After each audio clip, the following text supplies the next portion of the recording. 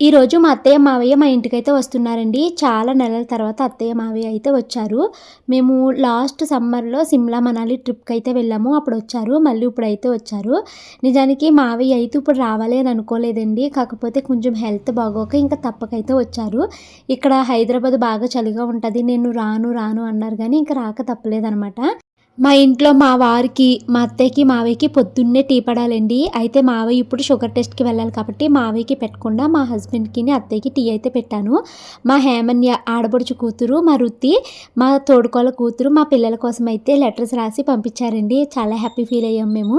ఇంకా ఈరోజు మార్నింగ్ బ్రేక్‌ఫాస్ట్‌లోకైతే నేను ఉప్మా చేశాను. యాక్చువల్లీ అత్తయ్య, మావయ్య వస్తున్నారు అనేసి కన్ఫర్మ్ అవ్వలేదనమాట జర్నీ. నేను కరీంనగర్ నుంచి వచ్చేసరికి ఇంకా పిండేమీ లేదు. సో, ఇంకా ఉప్మా అయితే చేసేసాను. మావయ్య గారికి మాత్రం ఇడ్లీ అయితే తెప్పించామండి. ఇంకా మార్నింగ్ బ్రేక్‌ఫాస్ట్ కంప్లీట్ అవ్వంగానే ఎప్పుడు గిన్నెలప్పుడే క్లీన్ చేసేసుకుంటే ఈజీ అవుతుందనేసి క్విక్‌గా గిన్నెలన్నిటిని క్లీన్ చేసేసాను. ఇంకా కంటిన్యూ అవుతది